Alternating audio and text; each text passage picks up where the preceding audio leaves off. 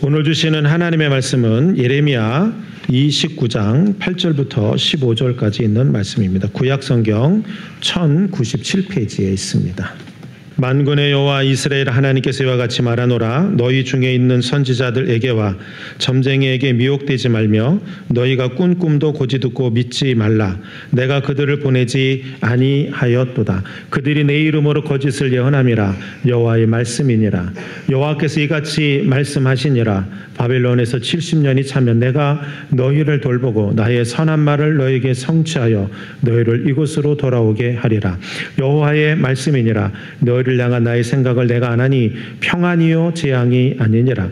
너희에게 미래와 희망을 주는 것이니라. 너희는 내게 부르짖으며 내게 와서 기도하면 내가 너희들의 기도를 들을 것이요 너희가 온 마음으로 나를 구하면 나를 찾을 것이요 나를 만나리라. 이것은 여호와의 말씀이니라. 나는 너희들을 만날 것이며 너희를 포로된 중에서 다시 돌아오게 하되 내가 쫓아 보내었던 나라들과 모든 곳에서 모아 사로잡혀 떠났던 그곳으로 돌아오게 하리라. 이것은 여호와의 말씀이니라. 너희가 말하기를 여호와께서 우리를 위하여 바빌론에서 선지자를 일으키셨느니라. 아멘. 우리 함께 인사합니다. 할렐루야. 우리 옆 사람과 인사만 나눕니다. 네, 사랑합니다. 축복합니다. 다시 한번 인사 나눕니다. 당신은 잘 되는 축복의 사람입니다. 네, 오늘 하루도 여러분들 주님 이름 안에서 주님께서 임재하시는 그 은혜를 경험하시고 또 오늘도 주님의 말씀으로 은혜 받으셔서 여러분들 마음속에 새로운 용기가 또 힘이 넘쳐나기를 간절히 소망을 합니다. 오늘도 이 시간 주님께서 우리와 함께 하시는 줄로 믿습니다. 그런 의미에서 다시 한번 인사 한번 나눕시다. 네, 당신은 축복의 사람입니다.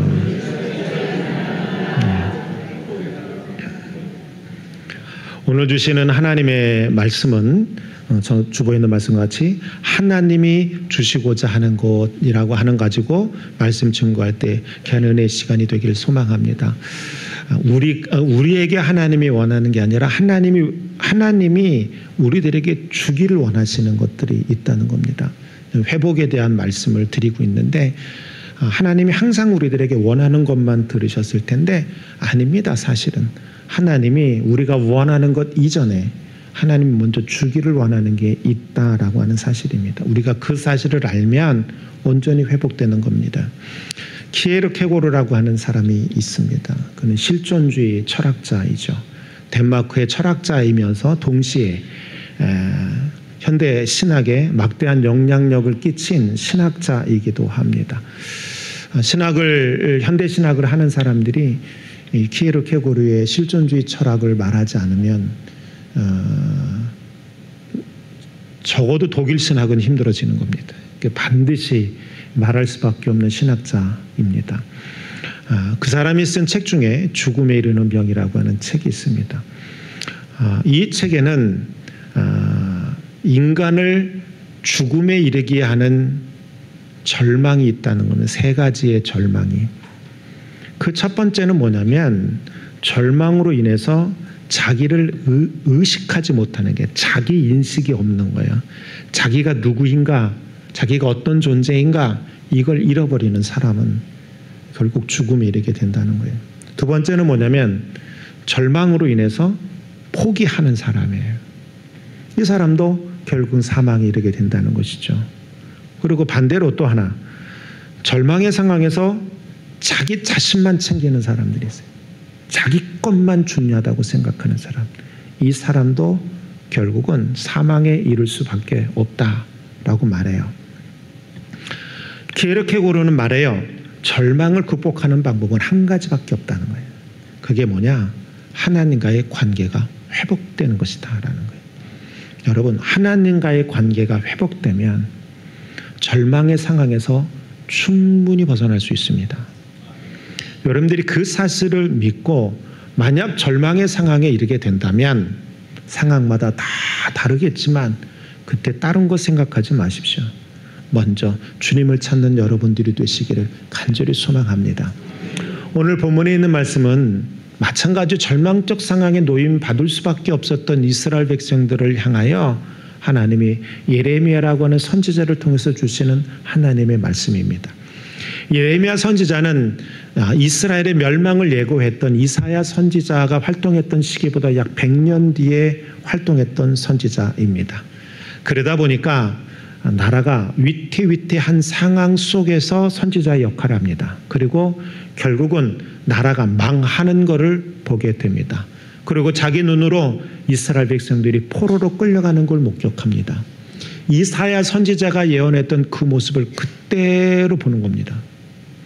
100년 뒤에 일어났던 하나님의 그 응답의 역사가 참혹하기 그지없는 그 상황을 눈으로 보게 된 겁니다. 사실 처음 예레미야 선지자가 활동했을 때는 바벨론이라고 하는 제국이 큰 나라로 성장하기 전입니다. 이제 막 성장하는 거예요. 애굽이라고 하는 나라도 막 성장하는 시기였어요. 아수르라고 하는 제국이 북이스라엘을 멸망시키고 아직까지 건재했던 바로 그 시대입니다. 그때 유대 남쪽 그 유대 나라는 친애굽 정책을 피게 됩니다. 근데 예레미야 선지자는 말합니다. 애굽과 동맹을 맺는다고 해서 국가의 위기가 없어지는 건 아니라는 거예요. 이 나라를 지킬 수 있는 유일한 방법은 뭐밖에 없냐? 여호와 하나님밖에 없다라고 선언하고 선포합니다. 근데 그 중에 오늘 예레미야 29장에 있는 이 말씀은 이제 기원전 586년에 남쪽 유다가 멸망당하잖아요. 그리고 포로로 끌려갔어요. 그리고 대충 한 596년, 8년 정도 되었을 때요. 한 13년 정도 흐르고 난 다음 이스라엘 백성들에게 주는 하나님의 메시지예요. 그러면서 말해요. 하나님이 우리들에게 주길 원하시는 게 있다. 포로로 끌려가서 절망 가운데 있는 이스라엘 백성들을 향하여 하나님이 그래도 우리들에게 주길 원하시는 게 있다 라고 말하는 거예요. 오늘 시간 그게 무언지 함께 나누면서 은혜 받는 시간이 되길 간절히 소망합니다. 제가 아침 9시 설교에는 횡설수설했어요. 사람의 이름을 막 바꿔가면서만 했네. 오늘 시간에는 혹 만약에 그러거든 목사님이 아직 덜겠구나 생각하고 알아서 새겨 들으시기 바랍니다. 첫 번째는 뭐냐? 하나님은 우리들에게 평안을 주기를 원하십니다. 한번 따라해보세요. 하나님은 우리에게 평안을 주시길 원하신다. 네, 11절에 있는 말씀이에요. 우리 함께 읽어볼게요. 시작. 여호와의 말씀이니라. 너희를 향한 나의 생각을 내가 아나니 평안이요 재앙이 아니니라. 너희에게 미래와 희망을 주는 것이니라. 아멘. 자, 여기를 보시면 여호와의 말씀이니라 라고 말씀하시면서 너희를 향한 나의 생각을 말하겠다. 내가 생각하는 것 그건 뭐냐? 바로 평안이다 라고 말하는 거예요. 유대 백성들은 바벨론 포로로 끌려온 상황으로 인해서 이런 생각을 했어요. 하나님께서 우리를 향하여 진노하셨다. 그래서 하나님이 우리들을 심판하셨다. 우리들에게 재앙을 내리셨다. 우리가 지금 이 바빌론의 포로로 끌려온 것은 엄청난 하나님의 심판이고 우리에겐 재앙이다. 하나님이 우리를 떠났다는 증거다 라고 생각을 했어요. 근데 예레미야는 말하는 거예요. 그건 당신들의 시선이죠. 하나님의 시선에서는 그렇지 않습니다. 하나님의 시선에서는 재앙이 아니라 평안을 주시기 위한 하나님의 계획입니다. 라고 말하고 있는 거예요. 좀 병원에 이제 누워 계시는 우리 조정훈 권사님이 이제 남편 이제 한참 심하게 나쁘게 행동하실 때 거의 알코올 중독이셨어요. 네, 온전하실 때는 상관이 없었어요. 잘 지내고 부인 말도 잘 듣고 그랬어요. 근데 이제 술이 들어가면 사람이 변합니다. 연세가 드셨는데 연세 드신 분을 때리고 그럼 권사님은 도망쳐 와야 되고 갈 데가 없으니까 자식네 갈 수가 없으니까 또 교회로 오시기를 다반사였어요. 그런 광경을 이제 자식들이 알면 남편을 이제 병원으로 보내는 거야. 자기 아버지를. 그럼 아버지는 병원에 가서 처음에는 미안하다, 잘못했다, 내 다시는 안 그런다 말씀하셨다가 이제 그래도 안 빼주면 이제 막 화를 냅니다. 니네들이 나를 여기다 가뒀다. 저 옆에 내가 나를 여기 가뒀다. 이렇게 생각해요. 근데 그분은 아니에요. 그 권사님은 그게 아니라 정말 남편을 사랑하세요. 그래서 무슨 생각하냐면 자식들이 그렇게 엉망진창인 그 삶을 살아가는 아버지를 무시하는 걸 결코 원하지 않았어요. 그래도 너희들이 아빠다. 그리고 나의 남편이다. 정말 행복하게 살아가길 원했어요. 정말 술을 안 드시면 정말 행복하게 사세요. 근데 술만 들어가면 상황이 바뀌어지게 되니까 어쩔 수 없이 병원에 보내실 때가 있어요. 병원에 들어간 사람의 입장에서는 저 옆에 내가 나를 감옥 안에 넣었다라고 생각하는 거죠. 자식놈들이 나를 버렸다라고 생각하는 거죠. 그러나 자식들의 마음이나 부인의 마음은 절대로 그게 아니에요. 같이 살고 싶어서, 정말 행복하게 살고 싶어서, 아버지가 자식들한테 무시당하는 게 싫어서, 끝까지 존경받는 아버지가 되길 원하면서 그래도 나아야지, 치료될 거야 라고 하는 믿음으로 병원에 보낸 거예요. 이스라엘 백성들의 모습이 똑같은 거예요. 포로로 끌려간 이스라엘 백성들은 하나님이 우리를 버렸다라고 생각했지만 예레미야는 시선이 달라요. 아니라는 거예요. 지금 죄악을 저지르고 그 죄악이 점점 심해지는 상황 속에서는 하나님이 주고 싶어도 못 주지 않냐 이겁니다. 하나님은 당신들에게 주길 원하는 게 있는데 당신들이 그러한 죄악 속에 빠져 있으면 어떻게 하나님이 주실 수 있느냐. 그래서 하나님은 더 이상 커다란 더 심각한 죄악에 빠져서 완전히 멸망의 자리에 들어가기 전에 먼저 보냈다는 거예요. 그러면서 말하는 거예요. 하나님이 원하는 건 평안이라는 거예요. 이스라엘 백성들이 누구보다도 평화스럽게 살아가길 원한다라고, 하나님의 뜻은 거기에 있다고, 당신들을 향한 그 뜻은 거기에 있다라고 말하는 거예요. 사랑하는 여러분, 우리 하나님은 오늘 우리들에게도 정말 주길 원하시는 게 있어요. 여러분들의 환경 때문에 무너지고 삶의 일 때문에 좌절하고 절망하고 분노하고 이러한 삶을 살아가는 게 아니에요. 세상 것을 쫓아가며 온갖 죄악의 일대로 점점 물들어가는 그런 삶을 살아가는 게 아니에요. 별것 아닌 일에 실망하고 넘어지고 쓰러지고 이런 삶 살아가는 거 원하지 않으세요. 어떤 상황 속에서도 하나님은 여러분들이 평안스럽게 살아가길 원하십니다. 하나님이 원하는 건 하나님이 주시는 평안을 여러분들이 갖고 살아가길 원하시는 거예요. 왜? 하나님이 주시는 평안은 본질적인 평안이기 때문에 그래요. 누가 뭐라고 그러든 난 평안한 거예요. 요한복음의 20장에 보시면 부활하신 주님의 장면의 이야기가 나와요. 안식 후 첫날 저녁 때 제자들이 유대인들을 두려워해서 문을 굳건히 가로잠가 버려요. 그런데 그때 예수님이 나타나서 말씀하시는 장면이 있어요. 너희에게 평강이 있을지어다 라고 말씀하시죠. 부활하신 그날 저녁에 제자들이 모여있는 다락방에 찾아오셔서 말씀하신 거예요. 이때 상황이 어땠느냐. 예수님이 죽으시고 안식 후 첫날 가셨어요. 막달라 마리아가 무덤가에 가보니까 무덤이 비어있어. 세마포와 수건만 있는 거예요. 깜짝 놀라서 막달라 마리아가 베드로에게 와서 말을 합니다. 그 이야기를 들은 베드로랑 나머지 두 제자가 깜짝 놀라서 예수님의 무덤가로 가봅니다. 가보니까 예수님의 몸을 감쌌던 세마포하고 수건만 덩그러니 있고 몸이 없는 거예요. 소위 말하는 시체가 없는 거, 시신이.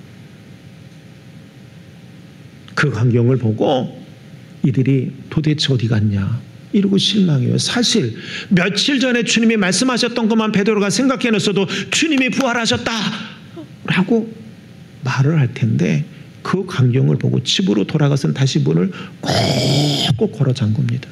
성경에 보면 그들이 두려워서 문을 잠가놓고 있다라고 말씀하고 있습니다. 막달라 마리아는 그 자리에 앉아서 엉엉 웁니다. 왜? 없어졌잖아요. 누가 훔쳐갔는지 모르는 거야.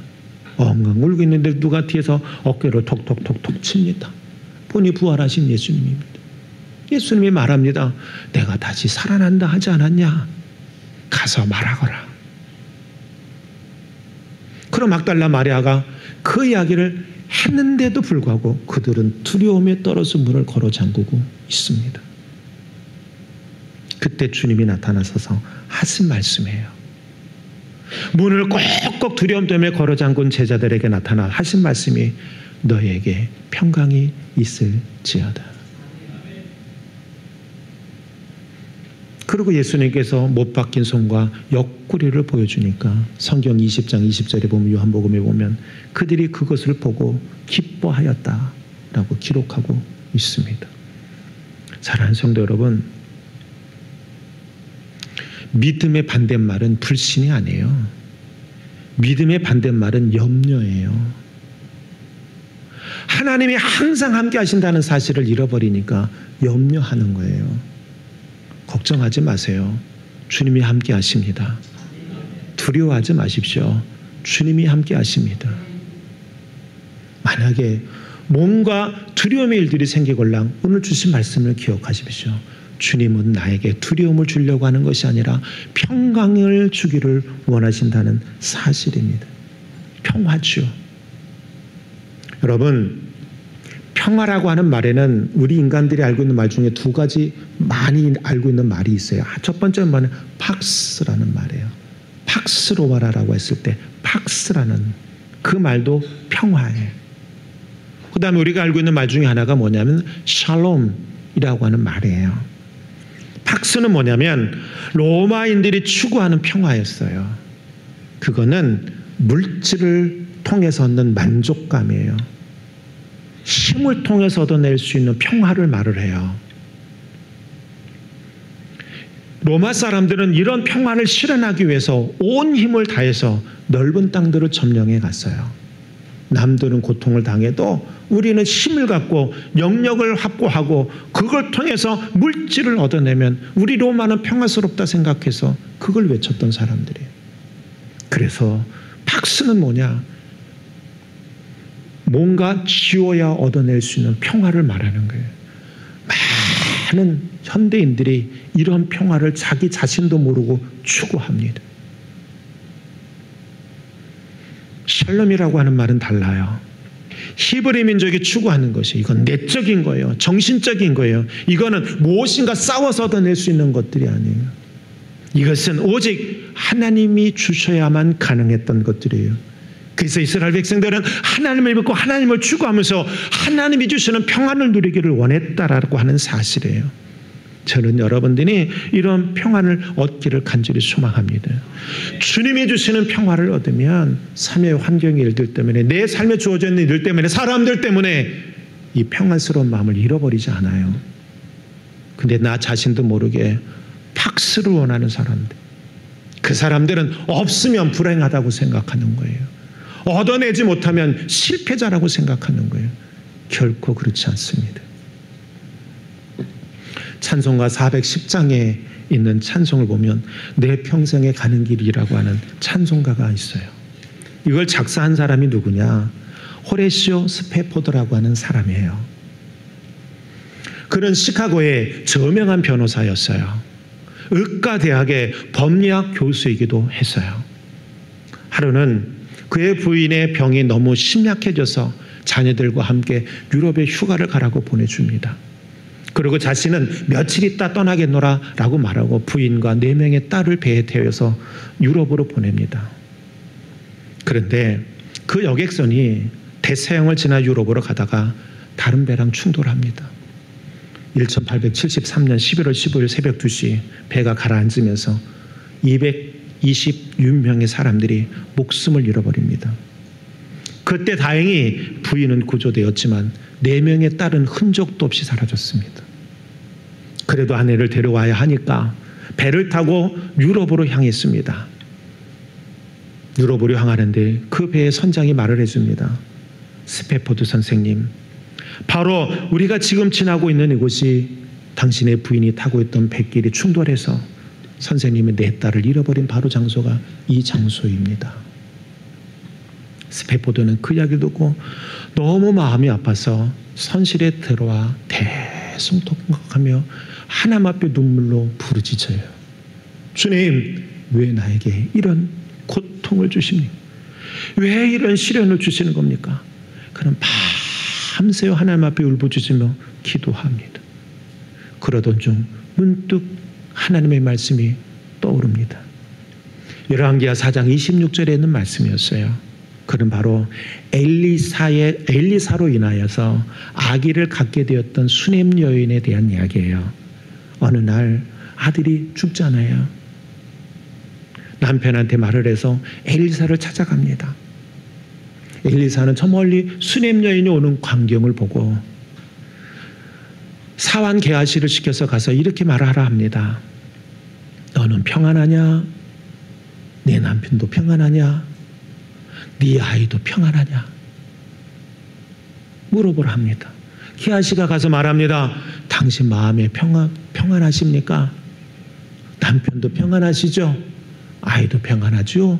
물어봅니다. 이 수넴 여인의 마음이 엉망진창이었을 텐데 말합니다. 네, 평안합니다. 그 말씀이 떠오른 거예요. 평안이라는 단어가 순간 뇌리를 스쳤어요. 그리고 413장 가사를 시작한 거예요. 갑판에 딱 새벽녘에 아침에 올라와 보니까 파도가 막 치는 걸 봤어요. 그리고 그는 그 광경을 보면서 그게 마귀의 역사처럼 보였던 거예요. 그래서 2절에 가사를 씁니다.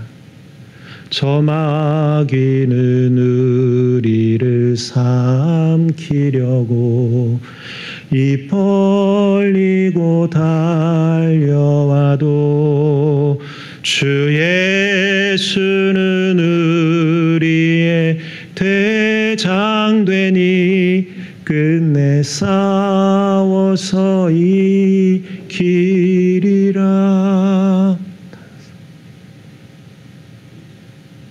그러고 또 보니까 자기 자신의 모습이 보여요. 너무 쇳덩어리야. 허물이 많은 인간이야. 밤새 하나님 왜 나한테 이런 시련을 줍니까? 라고 울부짖으며 하나님 앞에 항의했던 것이 부끄러워졌어요. 그래서 3절에 가사를 써요. 내 지은 죄 중빛 같더라도 주 예수께 따르면 그 십자가 피로써 다 씻으사 있는 보다 더 정하리라. 가사를 쓰고 시를 쓴 거죠. 쓰고 먼 하늘을 바라다 보니 뭉게구름이 막 피올라 있는 모습이 보이는 거예요. 마치 그 모습이 딸들이 천국에서 아빠 우리가 먼저 여기 왔어요 라고 하는 것처럼 보였대요. 그래서 4절의 가사를 쓴 거예요. 저 공중에 구름이 일어나며 큰 나팔이 울릴 때에 주 오셔서 세상을 심판해도 나의 영혼은 없으리. 내 영혼 평안해. 내 영혼 평안해. 할렐루야. 저 공중에 구름이 일어나며 큰 나팔이 울릴 때 세상을 심판해도 나는 결코 두렵지 않으리. 여러분 2절에 가사는 가사처럼 저 마귀가 나를 삼키려고 해도 나는 결코 두렵지 않으리. 내 영혼 주님 주신 것 때문에 평안하네, 평안하네, 평안하네. 여러분 저도 여러분들이 이런 평안을 간직하기를 간절히 소망합니다. 신앙생활 하시면서 특히나 더 내가 바라다 보고 있는 건 주님이 주시는 평안의 역사이지 사람 간의 관계 속에서 일어나는 전쟁이 아니란 말입니다. 비록 그런 일이 일어난다 할지라도 이 스테퍼드와 같이 주님 주시는 평안을 간직할 수 있는 여러분들 되기를 주님의 이름으로 간절히 축복하고 축원합니다. 옆에를 봐봐. 내 남편이 있잖아. 얼마나 꼴보기 싫어. 그치? 근데 남편도 부인이 꼴보기 싫을 때가 있어요. 착각하지 말라고. 꼴보기 싫어하는 게 나만의 특권이라고 생각하지 말란 말이에요. 남편도 그런 생각 갖고 있어요. 내가 참고 산다라고 말하지만 남편도 그런 마음 갖고 살아갈 때가 있는 거예요. 마치 그것이 여성의 특권이냐. 흔히 말하죠. 결혼했더니 남자가 변했다. 천만의 만만의 말씀이에요. 남자들은 말해요. 부인이 바뀌어도 너무 많이 바뀌었다. 피차 일반이란 말이에요. 그런 것 때문에 분노하지 말란 말이에요. 믿음의 사람들이 더더군다나 아까 말했잖아요. 그 권사님처럼 어떡하든지 행복하고 평안하게 살고 싶어서 하던 일이지. 정말 저 원수 같은 인간 저 병원 안에 가둬놓고 죽여버려야지 이런 마음 갖고 하신 게 아니라고. 주님이 우리들에게 때로는 환경의 어려움을 주고 때로는 삶의 현장에 아픔의 일들이 있고 때로는 사업의 일들이 잘 열리지 않을 때도 여러분들은 그럼에도 불구하고 주님이 주시는 그 평안을 간직할 수 있는 분들 되기를 주님의 이름으로 간절히 축복하고 축원합니다. 두 번째는 뭐냐? 하나님은 우리들에게 희망을 주길 원하신다는 거. 한번 따라해봅시다. 희망을 주길 원하신다. 29장 11절에 있는 말씀 다시 한번 읽어봅시다. 시작. 여호와의 말씀이니라. 너희를 향한 나의 생각을 내가 하나니 평안이요 재앙이 아니니라. 너희에게 미래와 희망을 주는 것이니라. 아멘. 우리 하나님이 우리들에게 주길 원하시는 것은 재앙이 아니라는 거예요. 이스라엘 백성들을 향해 예레미야 선지자는 말하는 거예요. 당신들 하나님의 사람들이 그렇게 하나님의 뜻을 알지 못하십니까? 하나님이 당신들을 비록 이 바벨론으로 보냈지만 여기서 당신들 죽으라고 보낸 거 아닙니다. 저주로 보낸 건 아닙니다. 심판의 자리로 보낸 것이 아닙니다. 당신들에게 또 다른 희망을 주기 위해서 보내신 것입니다. 라고 말씀하고 있는 거예요. 사랑하는 여러분, 유다 백성들의 그 당시의 그 상태로는 하나님이 주시는 평안을 가질 수가 없어요. 희망적인 미래를 가질 수가 없어요. 죄로 말미에서 부패했어요. 심각하게 타락했어요. 더 내버려 두면 파멸과 저주의 자리로 정말 내몰림을 당할 수밖에 없는 거예요. 하나님은 그래서 미리 징계하시는 거예요. 그들의 징계를 통해서 죄를 제거하기를 원하셨던 거예요. 그들의 삶 속에 평안과 복된 미래가 펼쳐지길 원했던 거예요. 그래서 오늘 예레미야 선지자는 말하는 거예요. 너희에게 미래와 희망을 주는 것, 그것이 바로 하나님의 뜻이라는 거예요. 히브리서 12장 11절 보면 이런 말씀이 있어요. 함께 읽어봅시다. 시작. 무릇 징계가 당시에는 즐거워 보이지 않고 슬퍼 보이나 그의 구호로 말미암아 연단받은 자들은 의와 평강의 열매를 맺느니라. 아멘. 믿으시면 아멘. 그래요. 고통받을 때는 힘들어요. 저도 힘들더라고요. 어려워요. 그래서 하나님 앞에 눈물로 기도할 수밖에 없어요. 하나님 좀 어떻게 좀 해주세요라고 기도할 수밖에 없어요. 그런데 기도의 역사 나타나는 건 하나님의 응답의 역사는 뭐냐? 평강의 열매예요. 희망의 열매예요. 야곱이 장자권을 형한테 뺐잖아요. 그리고 에서의 칼날을 피해서 도망자가 돼요. 여러분 이것이 얼마나 심각한 위기 상황이냐? 잘 들어보세요. 아브라함 시대 때, 야곱의 시대 때, 이삭과 야곱의 시대 때 하나님은 그냥 그 가족의 하나님이에요. 이스라엘 민족 전체 하나님이 아니었단 말이에요. 이스라엘 민족 전체 하나님이 되어진 건 출애굽 시대 때예요. 보세요. 여러분 아브라함 시대 때 이스라엘 백성들 어디 나와요? 야곱의 시대 때 여러분 하다못해 삼촌까지도 하나님을 잘 믿지 않는 사람이 우상을 섬기던 자였어요. 그러니까 그 당시에 어떤 의미로 본다면 신학적으로 보면 그 하나님은 그냥 가족의 하나님이었을 뿐이에요. 그런데 그 가족을 떠났어. 뭐예요? 하나님의 곁을 떠난 거나 똑같은 거예요. 야곱은 그렇게 생각했던 거예요. 이제 절망이죠. 좌절이죠. 가족을 떠났으니 자기가 믿고 있는 그 신이 자기를 지켜줄 리 만무하지 않습니까? 절망의 상태에서 길을 가다 한 광야에 돌을 베개 삼아 잠이 듭니다. 그때 환상을 보지 않습니까? 사닥다리 위에 주의 천사가 왔다 갔다 하는 모습을 보고 그 위에서 주님의 음성이 들립니다. 창세기 28장 15절에 보면 이렇게 말씀을 기록하고 있어요. 읽어봅시다. 시작. 내가 너와 함께 있어 내가 어디로 가든지 너를 지키며 너를 이끌어 이 땅으로 돌아오게 할지라. 내가 너에게 허락한 것을 다 이루기까지 너를 떠나지 아니하리라 하신지라. 아멘. 이 당시 야곱은 하나님의 곁을 자기가 떠났다고 생각했단 말입니다. 자기를 지켜주는 그 가족을 떠났으니까, 하나님을 떠났으니 더 이상 하나님이, 우리 가족이 믿고 있었던 그 하나님이 나를 더 이상 지켜주지 않는다라고 생각했단 말입니다. 그런데 하나님이 그에게 뭐라고 말합니까? 네가 어디로 가든지 너를 지켜주겠다.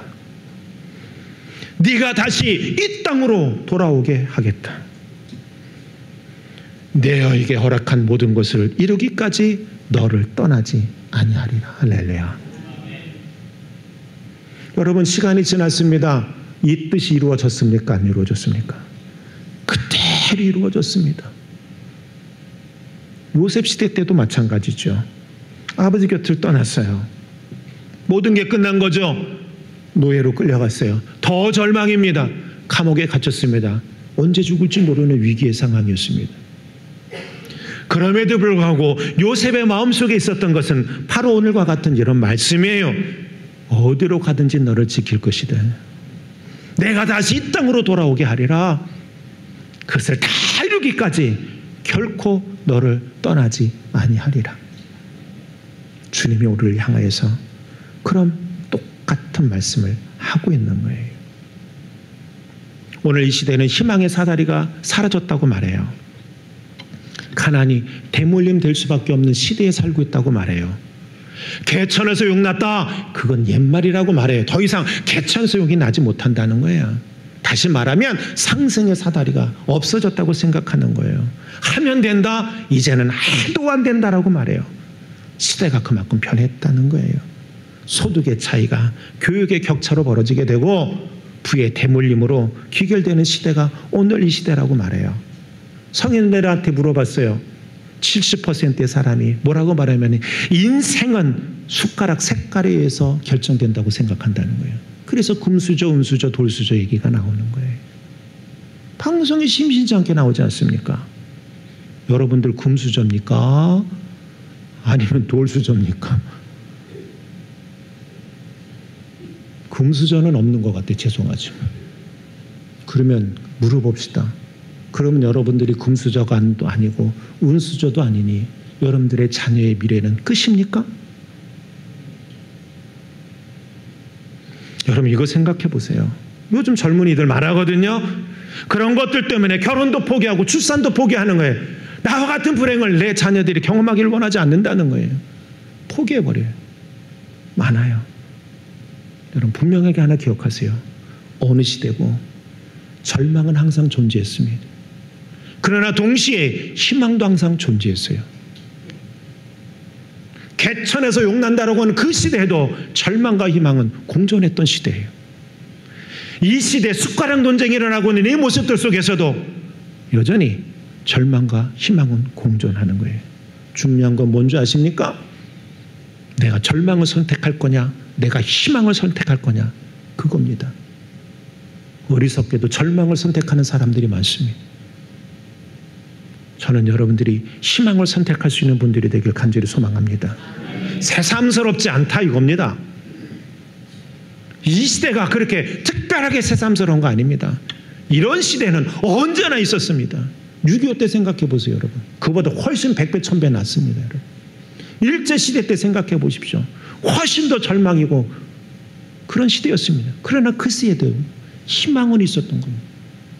6.25 때도 절망의 시대였던 것 같지만 희망이 동시에 공존했던 겁니다. 이 나라가 발전된 것은 희망을 품었던 사람들이 많았기 때문입니다. 희망을 품고 기도했던 믿음의 사람들이 많았기 때문입니다. 그럼 앞으로도 똑같지 않겠습니까? 절망과 희망이 공존한다면 나는 희망을 선택해야죠.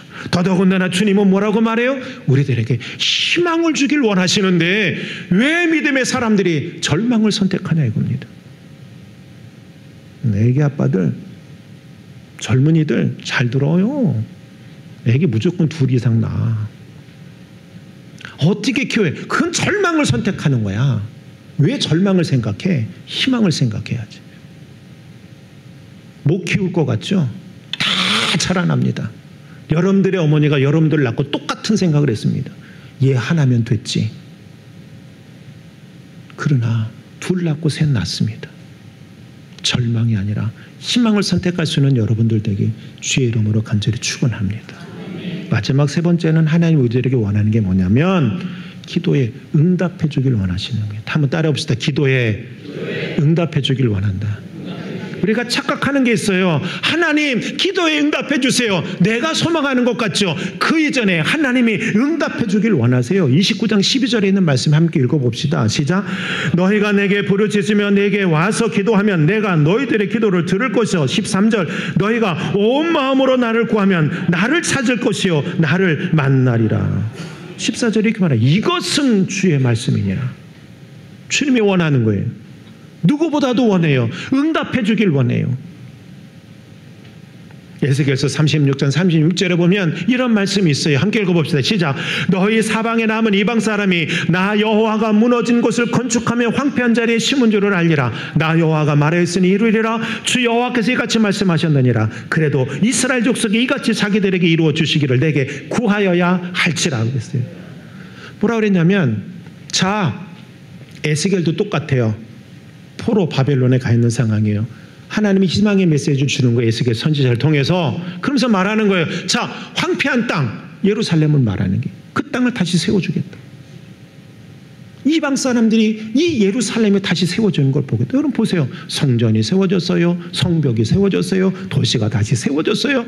정말 이 말씀대로 다 이루어지는 거예요. 근데 주님이 거기에 전제를 깔잖아요. 그러나 그렇다 할지라도 37절 이것이 이루어지기를 내게 기도하여야 한다. 주님이 말씀하셨잖아요. 하나님 여러분들에게 약속하셨어요. 기도응답에 대한 약속을 했어요. 근데 따라오시다. 응답의 약속은 크게 응답의 약속은 수표가 아니라 약속어음이다. 수표는 현금처럼 쓸 수 있어요. 약속어음은 현금처럼 못 써요. 여러분 약속어음은 잘못하면 부도가 나는 경우도 있는 거예요. 옛날에 그런 일 많았잖아요. 돈 몇 천만 원 들여가지고 물건을 갖다 줬더니 약속어음을 딱 끊어주네. 3개월짜리. 그리고 이놈이 그거 팔아먹고 얼른 도망가. 그럼 나는 수천만 원 빚지는 거예요. 그 약속어문 담궈가지고 은행에 가봐 아무 소용없어. 오히려 내가 드린 수천만 원하고 은행에 빚진 거 수천만 원을 오히려 갚아야 하는 거예요. 여러분 아무 의미가 없어요. 하나님의 약속은요 수표가 아니에요. 착각하지 말아요. 약속음이에요. 잘못하시면 신앙의 부도가 난다고요. 믿음의 부도 사건이 이루어진단 말입니다. 근데 어떤 분들은 하나님의 응답에 대한 약속을 수표처럼 생각하시는 분들이 계세요. 주님도 말하잖아요. 에스겔 선지자한테 희망을 주면서 말하잖아요. 그렇다 할지라도 너희들이 내게 와서 기도해야 한다. 말하지 않습니까? 여러분 절망을 선택하는 사람은 기도하지 않습니다. 희망을 선택하는 사람은 주님 앞에 기도합니다. 왜? 하나님이 원하시는 거잖아. 평안 준대잖아. 희망을 주길 원한대잖아. 응답 주길 원한대잖아요. 이 얘기 하나만 하고 마치겠습니다. 김준옥 목사님 아침 목상에 나온 기도의 오솔길이라고는 나오는 이야기예요. 아프리카 부족 전체가 하나님을 믿는 마을이 있었던 거예요. 그 마을 사람들이 숲속에 교회를 세웠어요. 마을 사람들이 말합니다. 교회에 기도하러 열심히 다녀요. 몇 달이 지나고 보니까 숲풀이 가득한 그 길이 오솔길이 된 거예요. 오솔길이. 근데 바쁜 일이 있어. 그래서 기도를 게을리해. 그랬더니 그 오솔길에 잡초만 무성하게 자라고 오솔길이 사라져 버리는 거예요. 그러면 마을 사람들은 기도의 오솔길이 있을 때하고 없어질 때 자신들의 삶이 달라지는 걸 경험했어요. 기도의 오솔길이 있을 때는 뭔가 평안의 역사가 있고 희망이 있고 감사가 있고 뭐가 풍성한데, 기도의 오솔길이 숯불로 가득 채워졌을 때는 뭔가 삶 속에 불행함의 일들이 일어나는 걸 본인들이 느낀 거예요. 그래서 기도의 오솔길에 잡초가 자라나려고 하면 기도를 더해서 좋은 말이 되어야지 하고 기도의 오솔길을 부지런히 찾아갔다는 거예요. 그리고 마을 사람들 중에 굶신거리나 걱정거리가 생길 때면 서로 이렇게 주고받으며 인사를 했다는 거예요. 형제요, 마음의 길에 잡초가 자라고 있는 것 같군요. 기도의 길을 열심히 다녀서 마음의 잡초를 없애버립시다. 인사처럼 말했다는 거예요. 실망하고 절망하고 별것 아닌 일에 분노하고 마음속에 잡초가 자라고 있는 거예요. 기도의 오솔길을 만들어야지. 그 기도의 오솔길을 만들지 않으니 잡초가 생겨서 삶 속에 다 그런 일들이 벌어지는 거예요. 사랑하는 여러분, 회복되길 원하십니까? 오늘 주신 말씀 기억하십시오. 기도의 오솔길에 잡초가 사라지게 되면 하나님과의 관계도 회복되는 거예요. 그러면 하나님이 우리들에게 정말 주길 원하시는 거, 평안, 희망, 그리고 응답. 따라봅시다. 평안, 그 다음 뭐라고 했어요? 희망, 그 다음 마지막 세 번째 응답을 소유할 수 있는 여러분, 그래서 진정한 믿음의 회복자들이 되기를 주님의 이름으로 간절히 축복하고 축원합니다. 기도합니다. 좋으신 하나님 감사합니다. 우리를 사랑하신 주님 감사합니다. 오늘도 우리들을 복되게 해주셔서 주 영광 은혜 자리로 인도하시니 감사합니다. 오늘 주신 말씀과 같이 하나님, 주님이 나에게 주길 원하시는 것, 평안, 희망, 응답, 이 세 가지 잊어버리지 않게 하여 주시고, 하나님 이 주님이 주길 원하시는 것, 이것 온전히 받아 먹을 수 있는 우리 사랑하는 성도들 되게 하옵소서. 예수님의 이름으로 감사하며 기도하옵나이다. 아멘.